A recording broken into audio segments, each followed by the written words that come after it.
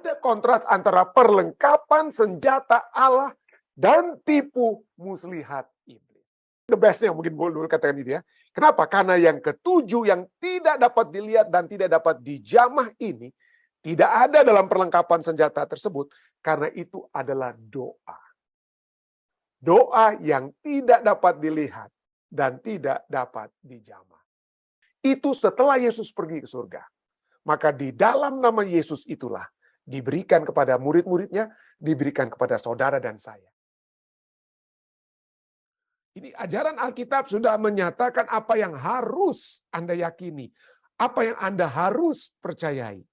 Tetapi seringkali kita tidak mendengarkan apa yang firman Tuhan ingin untuk kita percayai, karena kita ingin mempercayai sesuatu yang kita inginkan. Sesuatu yang kita inginkan. Itulah sebabnya firman Tuhan mengajak kita untuk mengenakan seluruh perlengkapan senjata Allah. Apa artinya?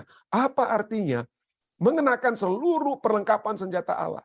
Dalam pengertian praktis sehari-hari. Bagaimana kita melakukan ini di setiap bidang kehidupan kita? Tidak hanya dalam menghadapi penipuan akhir zaman. Kita harus menyadari bahwa di dalam dunia ini ada konflik yang besar. Pelajaran kita sudah baca Efesus 6 ayat 12 bahwa perjuangan kita melawan penguasa-penguasa yang ada di luar. Kitab Wahyu 12 berbicara tentang peperangan yang ada di surga. Mikael, Yesus dan pengikutnya melawan setan, ya, melawan iblis. Kita sudah tahu ada kontras yang harus terjadi. Ada dua belah pihak yang mencoba untuk menarik kita untuk berada di pihak mereka. Ada konflik dan kontras atau konflik ini dapat kita lihat di dalam kitab Efesus. Ya, inilah tambahan kita pada saat ini. Kita melihat adanya kontras dan konflik yang ada, yang dikontraskan, yang diberikan untuk melihat ini kita bukan berada dalam satu situasi abu-abu, tidak. Kita antara hitam dan putih. Tidak ada yang di tengah-tengah, tidak. Ada kontras, ada konflik yang terjadi. Dan itu dinyatakan dalam kitab Efesus. Misalnya, ada kontras antara kasih karunia dan pekerjaan manusia. Keselamatan kita bukan karena pekerjaan kita. Bukan. Keselamatan kita karena kasih karunia Allah. Itu dijelaskan, digambarkan secara gamblang, hitam putih. Dalam Efesus 2 ayat 8-10. Kasih karunia dan pekerjaan manusia. Apalagi? Berbicara juga damai sejahtera bagi yang jauh dan damai sejahtera bagi yang dekat. Itu ada dua kontras. Orang-orang Kristen ada yang dianggap jauh dan dekat. Orang-orang Kristen yang dekat itu yang dekat dengan ibu kota Israel, ya, Yerusalem. Ya. Dan yang jauh itu mungkin yang orang-orang kafir. Jadi itu dikontraskan, dituliskan oleh Rasul Paulus dalam Efesus 2:17. Ada hitam putih. Dikontraskan antara jauh dan dekat. Atau dikontraskan juga antara warga negara dan orang asing. Anda bisa baca di Efesus 2 ayat 19. Jadi kitab Efesus bikin perbandingan yang nyata. Warga negara, orang asing. Warga negara itu ada disebutkan sebagai orang kudus dan orang asing disebut sebagai apa? Pendatang. Ada juga diberikan kontras antara manusia baru dan manusia lama. Efesus 4 ayat 22 dan ayat 24. Jelas. Berbicara juga tentang terang dan gelap. Efesus 5 ayat 8 dikontraskan, ada konflik antara terang dan gelap. Bukan gelap ya, saya salah. Belum sempat ambil E-nya ya. Gelap ya. Jadi antara terang dan gelap. Lalu buah roh dan pekerjaan yang tidak berbuah. Efesus 5 ayat 9 berbicara tentang itu. Lalu juga berbicara tentang kepenuhan roh dan penuh dengan anggur kemabukan. Ya. Anggur kemabukan. Efesus 5 ayat 18. Lalu kemudian yang kita pelajari pada saat ini, ada kontras antara perlengkapan senjata Allah dan tipu muslihat iblis. Ada tipu muslihat iblis. Jadi cukup jelas. Jadi tidak bisa kita kita berpikir kita berada sebagai umat Tuhan, tetapi ada sebagian tipu muslihat iblis yang kita yakini, waduh, saya adalah umat Tuhan, ya, saya sudah menerima Yesus Kristus, tapi pendeta kan saya lagi sakit. Saya lagi sakit parah, saya perlulah, nggak apa-apa sekali-sekali saya lihat ke dukun, ya. Siapa tahu ada dukun itu kasih saya kekuatan, kesehatan supaya saya sembuh, supaya saya bisa jadi melayani Tuhan lagi setelah saya disembuhkan oleh dukun. Waduh, hati-hati saudara, ya. Hati-hati, jangan kita berpijak di kedua tempat. Ya nggak bisa. Kita harus memilih A atau B, terang atau gelap, senjata Allah atau tipu muslihat iblis. Nggak bisa kita mau pegang dua-duanya, saudara.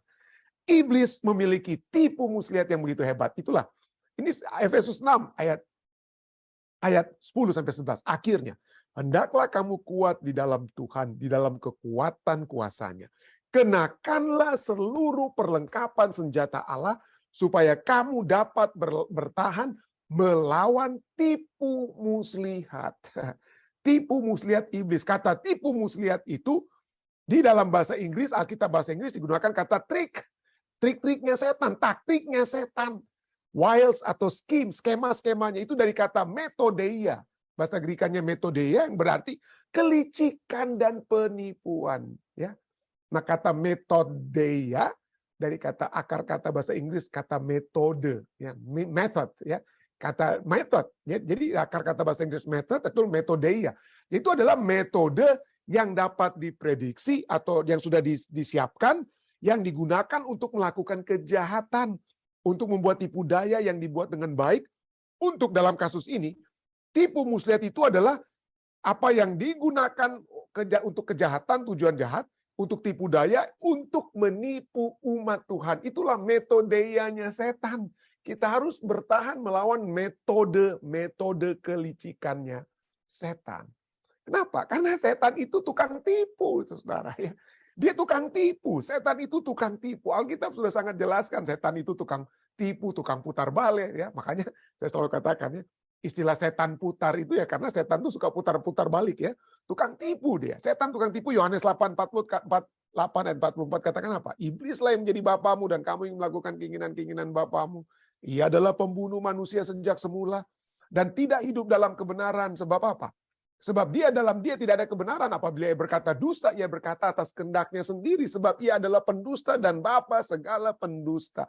Dia telah berdusta sejak di Taman Eden. Kepada kita ya, di bumi kita ya. Dia sudah berdusta di surga ya. Dia pengaruhi sepertiga malaikat surga. Dia berdusta. Tapi dustanya bagi kita itu dimulaikan di mana? Di Taman Eden. Sampai Adam dan Hawa itu apa? Jatuh, diputar-putar sama setan. Ya, Tuhan katakan semua pohon boleh kamu makan, yang satu jangan. Oh, setan putar, dia setan putar ya, dia putar. Semua pohon tidak boleh, yang ini boleh kamu makan. Tuhan katakan kamu akan mati, setan katakan kamu sekali-kali tidak akan mati, kamu sekali-kali tidak akan mati. Dan dusta tipu tersebut kita banyak yakini. Pada saat saya mati, saya tidak mati. Roh saya melayang-layang. Waduh, itu kan tipu daya setan sejak semula, saudara. Kamu tidak akan mati. Dia katakan kepada Hawa. Kamu tidak akan mati. Dan kita masih tertipu hingga saat ini. Itulah sebabnya. Untuk dapat mengalahkan setan. Dikatakan apa? Kenakanlah. Efesus 6 ayat 11. Kenakanlah seluruh perlengkapan senjata Allah. Kalau cuma satu, nggak lengkap, saudara. Kalau cuma satu, nggak lengkap. Seluruh perlengkapan setan itu lebih kuat dari kita. Satu tidak lengkap. Seluruh perlengkapan senjata Allah supaya kamu dapat bertahan melawan tipu muslihat iblis. Dan dua kali diulang-ulangi oleh Rasul Paulus. Ayat 11 dan juga ayat 13. Ya. Kenakan senjata Allah, kenakan senjata Allah. Seluruh perlengkapan senjata Allah supaya kamu dapat bertahan melawan iblis. Dua kali, ayat 11 dan ayat 13. Kita bisa lihat ini ya. Kenakanlah seluruh perlengkapan senjata Allah supaya kamu dapat bertahan melawan tipu muslihat iblis. Ayat 13. Kenakanlah seluruh ambillah seluruh perlengkapan senjata Allah supaya kamu dapat mengadakan perlawanan pada hari yang jahat itu dan tetap berdiri sebab kamu menyelesaikan segala sesuatu. Kedua perintah ini, kenakan, ambillah. Ini karena di tengah-tengahnya ayat ke-12. Apa ayat 12? Ayat 12 berbicara tentang musuh kita, setan. Setan. Jadi untuk mengalahkan setan sudah dimulaikan dan diakhiri dengan satu apa? Perintah. Kenakanlah seluruh perlengkapan senjata Allah. Kenapa? Karena ayat 12 yang di tengah-tengahi itu ya. Perjuangan kita bukanlah melawan darah dan daging, tapi melawan pemerintah, penguasa-penguasa, penghulu dunia yang gelap ini, melawan apa? Roh-roh jahat di udara. Jadi kita harus mengenakan 2 kali diimpit ya, di tengah-tengah itu daripada penjelasan tentang setan itu, kita harus kalahkan dia. Kita harus himpit kalahkan dia. Menggunakan seluruh senjata Allah. Ya. Kenakanlah. Nah, kata kenakanlah, kata put on, bahasa Inggrisnya put on. Artinya mengenakan itu saya melepaskan yang tua dan mengenakan pakaian yang baru, mengambil pakaian yang baru untuk kita gunakan secara permanen. Kenapa? Karena untuk mengalahkan setan, kita tidak bisa menggunakan jubah kebenaran kita. Kita tidak bisa menggunakan kekuatan kita. Menggunakan kepintaran kita, tidak. Tidak bisa. Kita harus mengenakan pakaian yang baru, perlengkapan senjata Allah. Ya. Kenakanlah seluruh perlengkapan senjata Allah. Ya. Jadi kenapa? Karena sebagai manusia kita pasti KO dengan setan, saudara. Ya. Nggak bisa kita lawan setan. Dia itu jago sekali. Ya, di waktu bertemu dengan Adam dan Hawa, dia sudah sangat jago, apalagi sudah 6.000 tahun. Dia sudah jadi ular tua dia setelah 6.000 tahun. Dia jago sekali. Jago sekali setan itu. Itulah sebabnya berkali-kali di Efesus 6 ayat 11, kenakanlah seluruh perlengkapan senjata Allah. Ini merupakan satu tema yang Rasul Paulus ingin tekankan, bukan hanya di Efesus, dia tulis juga di Roma 13 ayat 12. Dikatakan apa? Hari sudah jauh malam, telah hampir siang. Sebab itu marilah kita menanggalkan perbuatan-perbuatan kegelapan. Lepaskan yang tua, perbuatan-perbuatan kegelapan kita. Udah nggak zaman lagi untuk berdosa dengan kata lainnya, atau mencintai dosa. Ya. Nggak zaman lagi untuk mau korupsi, mau cari apa? Cari wanita idaman lain atau pria idaman lain. Nah, ini waktunya sudah sangat singkat, saudara. Ya. Hari sudah jauh malam, ya, sudah mau datang Yesus Kristus. Dia tinggalkan perbuatan kegelapan kita dan mengenakan perlengkapan senjata terang. Roma 13 ayat 12. Apa itu seluruh senjata Allah? Apa itu seluruh senjata Allah? Ya, ada 7. Waduh, wah lama juga nih pendeta Rantung membicara ini. Tidak ya, mari kita singkat-singkat saja ya. Ada 7, ya. 7. Oh, kalau Anda lihat ini seperti cuma 6 ini pendeta. Oke, mari kita lihat. Ada 7 ya. 7 senjata Allah. Yang pertama adalah ikat pinggang kebenaran, belt of truth. Ya. Efesus 6 ayat 14 berbicara tentang berikat pinggangkan kebenaran. Yaitu kesiapan untuk melakukan tugas melawan musuh dengan kebenaran Injil. Orang yang menggunakan ikat pinggang artinya dia sudah siap untuk keluar rumah. Biasanya ya kalau pakai ikat pinggang, pakai celana kita, celana panjang gitu atau apalah, kalau pakai ikat pinggang artinya itu sudah siap untuk mau keluar. Di dalam Alkitab itu digunakan untuk orang-orang yang memang siap untuk pergi. Misalnya 2 Raja-Raja 4 ayat 29, ikatlah, berkatalah Elisa kepada Gehasi pembantunya, ikatlah pinggangmu, bawalah tongkatku di tanganmu dan pergilah untuk kamu buat ini dan itu. Ya, begitu juga di 2 Raja-Raja, oh ini bukan, saya rupa apa ya? Saya rupa ayatnya saya rupa ganti, itu masih 4 ayat 29, tapi Anda bisa melihat ayatnya ini ya. Kemudian Nabi Elisa memanggil salah seorang dari rombongan Nabi dan berkata kepadanya, ikatlah pinggangmu, bawalah buli-buli berisi minyak ini, dan pergilah ke Ramot Gilead. Itu juga saya percaya di 2 Raja-Raja juga ya, berhubungan dengan Nabi Elisa. Tapi bukan 2 Raja-Raja 4 ayat 29. Tapi itulah, ikat pinggangmu dan pergilah. Untuk apa? Jadi orang yang mengikat pinggang itu siap untuk apa? Siap untuk pergi. Siap untuk melakukan apa? Melakukan tugas. Dan apa tugasnya? Membawakan kebenaran Injil. Ya. Siap untuk melakukan tugas. Dan ketika kita sudah memiliki persiapan untuk dapat membagikan Injil, maka kita harus belajar tentu saja. Kita tidak bisa membagikan sesuatu yang kita tidak miliki. Jadi dengan kata lain, ya buka-buka firman Tuhan. Ya tentu saja kita bisa minta Roh Kudus untuk memberikan kepada kita kata-kata yang dapat diberikan kepada kita. Tetapi kita harus selalu dikatakan memiliki persiapan. Jangan ada orang bilang waktu terang saya, waktu saya masih pendeta muda ya, waduh kalau disuruh apa-apa gampang, yang penting saya bawa aja Alkitab, lalu begitu acara ini, begitu acara apa ini, oh ya ini, langsung buka Alkitab, langsung saya ambil ayat yang saya mau ketemu aja baru saya ngomong aja begitu. Tidak, harus ada persiapan juga ya. Saya salah kalau saya lakukan terus seperti waktu saya masih kayak pendeta muda begitu dulu ya. Kita harus bersiap. Arti minimal kita harus tahu kita mau bicara di mana, kepada di target audiens kita di mana. Apa kira-kira ayat yang akan berbicara yang relevan dengan target audiens kita. Jadi persiapkanlah. Ya minimal kita berdoa, buka firman Tuhan, merenungkan firman Tuhan itu. Lalu apa? Bahwa Anda tidak harus baca Bible commentary, Anda tidak harus bersiap itu harus Anda jadi doktor dulu, harus sekolah tinggi-tinggi. Tidak. Buka firman Tuhan, baca, renungkan firman Tuhan untuk Anda bagikan itu. Lalu Anda pergi ke tempat Anda mau bagikan. Dari perenungan itu, Anda sudah apa? Mempersiapkan firman Tuhan. Jadi jangan apa? Jangan kasih makan anggota kita, jangan kasih makan jemaat kita dengan instant noodle ya, jangan kasih makan instant noodle. Persiapkanlah mungkin gado-gado yang lebih banyak waktu sedikit untuk disiapkan untuk membagikan firman Tuhan. Jadi itu poin pertama ya. Ikat pinggang kebenaran adalah kita melakukan tugas melawan musuh dengan kebenaran Injil yang kita apa? Kita siapkan. Yang kita siapkan. Lalu berikutnya ya, yaitu yang kedua dan ketiga ini adalah baju sirah atau bahasa Inggrisnya breastplate yang menutupi apa? Tubuh. Yang breastplate itu yang menutupi apa? Menutupi hati kita. Dan juga apa? Helmet of salvation, ketopong yang menutupi apa?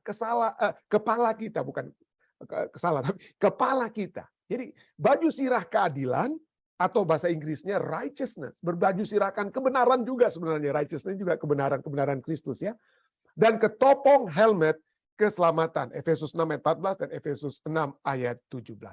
Baju sirah itu untuk menjaga hati kita dijaga ya. Dilindungi, hati kita itu dilindungi. Helmet, ketopong itu untuk menjaga kepala kita supaya kita jangan apa? Jangan kena. Jadi dengan ini semua untuk bertahan ya, untuk bertahan. Ya, untuk ikat pinggang, siap-siap untuk perang. Lalu kemudian ini menjaga jangan sampai panah atau apa kena kepala atau menusuk hati atau dada kita ya.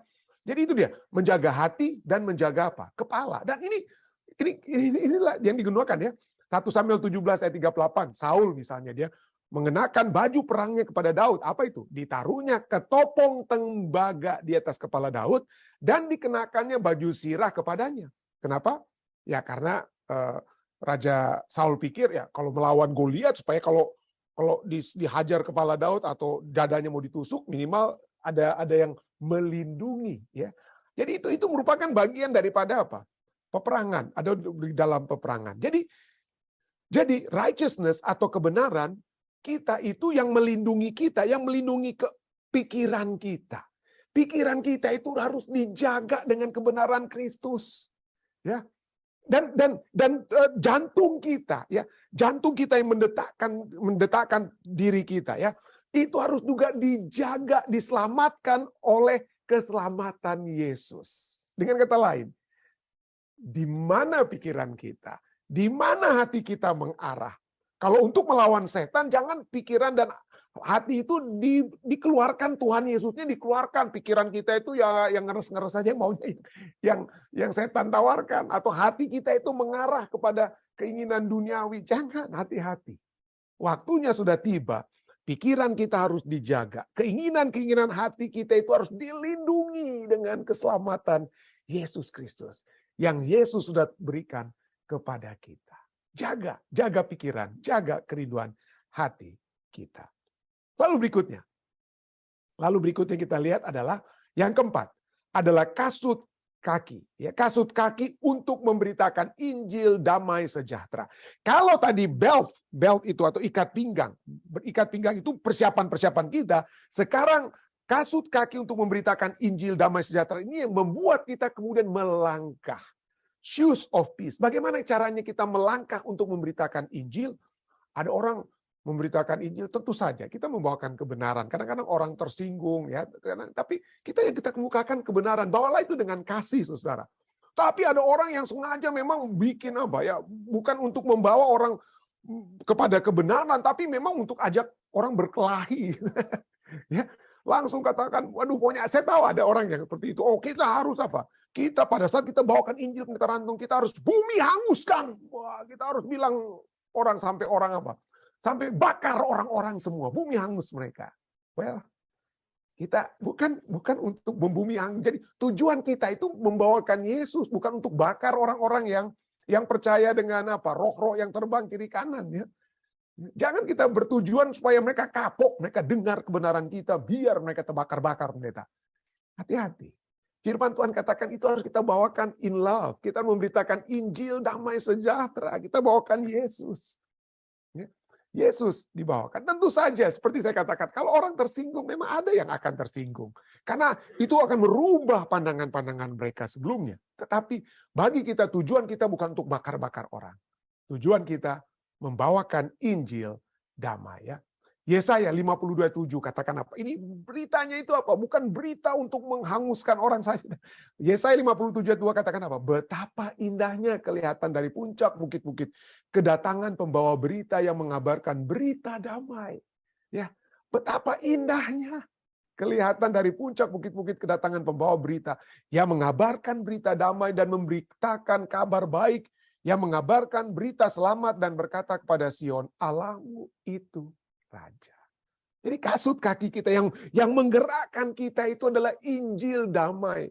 Bukan Injil yang membuat orang kebakaran jenggot dan dengan itu tujuan utama. Ya, kalau mereka mendengarkan Injil tapi mereka kebakaran jenggot sendiri ya itu urusan mereka ya. Tetapi itu bukan tujuan kita. Kita membawakan Injil damai, membawakan kebenaran dengan kata lain. Yang kelima adalah perisai iman ya. Perisai iman untuk memadamkan panah api setan. Efesus 6 ayat 16. Nah, perisai iman ya, perisai iman. Ini iman artinya percaya sepenuhnya kepada Allah dalam keadaan sulit apapun ya. Ini tameng kita ya, perisai kita ya. Ke dalam keadaan sulit apapun, begitu ada serangan setan, kita apa? Dengan kata lain, Allah yang menjadi apa? Sumber perlindungan kita. Allah yang menjadi sumber perlindungan kita. Senjata yang Yang keenam. Senjata yang keenam adalah pedang roh. Ya, pedang roh atau yang disinilah firman Allah. Nah, kenapa ini sangat penting? Firman Allah ini sangat penting ya. Kalau kita lihat kelima alat-alat perang lain yang kita sudah sebutkan, mulai dari ikat pinggang, lalu kemudian yang pelindung dada, ketopang, ya, lalu kemudian kasut kaki, lalu tameng kita, ketopong, itu semua untuk bertahan. Itu semua untuk bertahan. Tetapi untuk menyerang, ya, menyerang dalam damai tentunya ya. Untuk menyerang bukan seperti ironis atau bertolak belakang, paradoks ya, menyerang dalam damai ya. Tapi itulah ya. Pedang ini kan pedang firman Tuhan itu pertama-tama untuk membelah diri kita, untuk membelah saya sebagai pembicara. Apakah saya sudah mengikuti firman Tuhan ya? Jadi itulah sebabnya itu dapat apa? Menyerang kita, menyerang supaya kita menyerang hal-hal yang salah, menyerang tumor-tumor yang harus disisihkan supaya kita hidup. Jadi itu memang untuk menyerang kesalahan dalam arti supaya kesalahan itu hilang dan kita dapat menjadi sembuh. Inilah ya, pedang roh ini, firman Allah inilah satu-satunya senjata untuk menyerang. Bukan untuk bertahan seperti senjata sebelumnya. Bukan untuk bertahan seperti senjata ataupun perlengkapan perang sebelumnya ya. Seperti perlengkapan perang, maksud saya bukan senjata tapi perlengkapan perang sebelumnya. Nah, Yesus mengalahkan setan. Yesus mengalahkan setan dengan firman Allah, Matius 4 ayat 1 sampai 11. Dan 2 Timotius 3 ayat 16 juga katakan apa? Segala tulisan yang diilhamkan Allah memang bermanfaat untuk mengajar, untuk menyatakan kesalahan, untuk memperbaiki kelakuan, ya, memotong tumor-tumor dalam diri saya, untuk mendidik orang dalam kebenaran, ya. Nah, cukup Anda lihat, cukup menarik, ya. Baik perisai, ya, perisai kita, ya, maupun senjata ini adalah ya? Adalah satu kuasa yang Tuhan Yang Tuhan berikan kepada kita, shield of faith dan sword of the spirit, ya. Usaha dan kuasa dari Roh Kudus, dengan kata lainnya. Di mana kita bisa lihat bahwa iman dan roh atau spirit tersebut tidak dapat dipisahkan. Tidak dapat dipisahkan. Jadi itulah poin-poin yang kita lihat. Nah, Anda lihat ini sudah coba berapa kalau Anda hitung? 1, 2, 3, 4, 5, 6. Loh, mana itu yang ketujuh? Oke, mungkin Anda tanyakan, mana itu ketujuh? Seluruh perlengkapan senjata Allah. Mana itu yang ketujuh? Ketujuh itu tidak dapat dilihat oleh musuh-musuh kita, tidak dapat diraba oleh musuh-musuh kita, tidak dapat dilihat, tidak dapat diraba, tetapi sangat-sangat save, boleh dikatakan save the best for the last juga ya. Bukan berarti firman Tuhan itu bukan the best ya. Tapi ya boleh dibilang yang kedua terakhir ini, yang the bestnya mungkin boleh katakan itu ya. Kenapa? Karena yang ketujuh yang tidak dapat dilihat dan tidak dapat dijamah ini, tidak ada dalam perlengkapan senjata tersebut, karena itu adalah doa. Doa yang tidak dapat dilihat dan tidak dapat dijamah. Efesus 6 ayat 17-18 kata, dan terimalah ketopong keselamatan, ketopong dan pedang roh, pedang, the sword of the spirit, yaitu firman Allah. Itu yang terakhir kita sudah bahas tadi, sword of the spirit ya. Pedang roh ya, pedang roh. Ayat 18. Dalam segala doa dan permohonan. Kita menerima firman Allah, kita menerima pedang keselamatan itu melalui doa dan permohonan. Dengan kata lain, tidak bisa kita pisahkan membawakan firman Tuhan, membacakan firman Tuhan tanpa terlebih dahulu berdoa. Ya, tanpa terlebih dahulu. Melalui doa, maka kita mengundang Roh Kudus untuk supaya kita dapat memahami pedang roh tersebut, firman Allah tersebut. Ini penting sekali doa ini, saudara ya. Ayat 18. Dalam segala doa dan permohonan itu kita apa? Kita terima itu apa? Pedang ketopong keselamatan dan pedang roh, firman Allah ya. Ayat 18 kemudian kelanjutannya, berdoalah setiap waktu di dalam roh, dan berjaga-jagalah di dalam doamu itu dengan permohonan yang tak putus-putusnya untuk segala orang kudus. Ya. Kok ini, pendeta, kok ini Anda hubungkan bukan dengan senjata Allah ya, perlengkapan senjata Allah, bukan saya yang hubungkan ya. Ini firman Tuhan yang hubungkan. Ketopong keselamatan, pedang roh, firman Allah, itu kita terima dalam doa dan permohonan. Dan doa juga mungkin Anda bisa katakan, oh tidak ada di dalam apa? Di elemen-elemen peperangan itu tidak ada masuk. Tetapi doa itu penting dalam peperangan, saudara. Di zaman dahulu, orang yang berperang itu harus berdoa. 1 Raja-Raja 8. 1 Raja-Raja 8 ayat 44 dan 45. Saya sempat tulis yang 45-nya ya. Tapi ini dia, 1 Raja-Raja 8 ayat 44 dan 45. Ini doa Raja Salomo ya, dikatakan apa? Apabila, Tuhan dia dalam doanya dikatakan apa? Apabila umatmu keluar untuk berperang melawan musuhnya, ke arah manapun engkau menyuruh mereka, melawan musuh ke arah mana, dan apabila mereka berdoa kepada Tuhan dengan berkiblat ke kota yang telah kau pilih, dan ke rumah yang telah kudirikan bagi namamu, maka engkau kiranya mendengarkan di sorga doa dan permohonan mereka. Jadi kalau mau berperang, kalau tidak berdoa, kalah. Kalau mau melawan setan, mau membuka Alkitab, mau melakukan ini dan memiliki pikiran yang mengarah kepada Tuhan, yang dilindungi oleh keadilan kebenaran Tuhan, hati yang mengarah kepada Tuhan, kita tidak bawakan di dalam doa, KO kita, kalah kita akan kalah ya.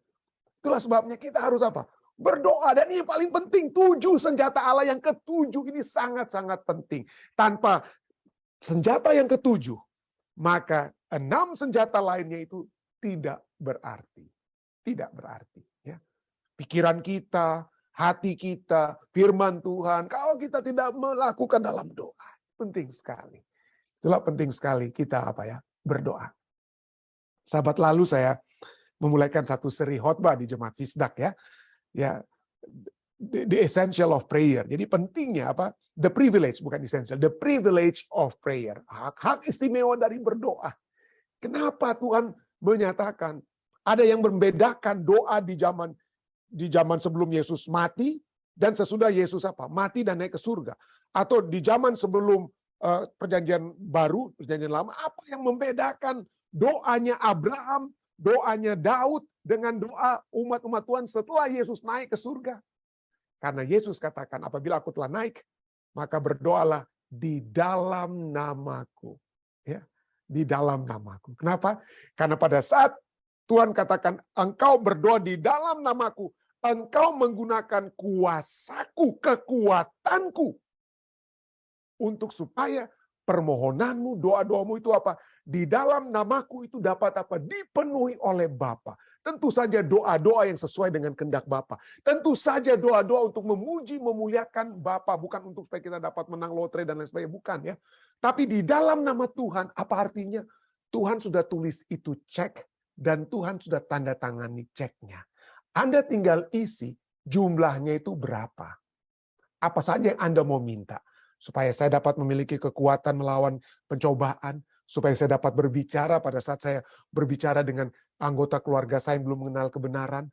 Supaya saya dapat memiliki hubungan yang baik dengan anggota keluarga saya yang sudah lama terpisah. Berdoalah di dalam nama Tuhan Yesus. Ceknya sudah dia tanda tangani. Uangnya berlimpah di bank. Anda tinggal apa? Ambil.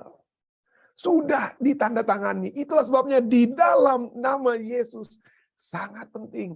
Berdoalah di dalam nama Yesus. Sebelum Yesus mati, dia tidak menggunakan istilah di dalam nama Yesus. Doa Bapa kami saja itu tidak ada apa. Ujung-ujung doa Bapa kami itu tidak ada apa. Tidak ada di dalam nama Yesus. Tidak. Itu baru Yesus ajarkan. Setelah, kalau kita pelajari Yohanes 16 ya. Karena fokus pelajaran kita, khotbah saya setiap Sabat ini adalah Yohanes 15, 16, 17. Itu setelah Yesus pergi ke surga. Maka di dalam nama Yesus itulah diberikan kepada murid-muridnya, diberikan kepada saudara dan saya. Supaya apa? Supaya pada saat kita melawan iblis, kita berdoa dengan kekuatan firman Tuhan yang kita sudah pelajari dan lain sebagainya. Kita mintakan di dalam nama Yesus. Kuasa kegelapan ini, kecanduan-kecanduan ini di dalam nama Yesus. Biarlah itu berlalu daripada kita. Dan kita arahkan doa tersebut pada Tuhan. Tuhan akan menjawabnya di dalam nama Yesus. Saya bawa ini juga. Di dalam nama Yesus.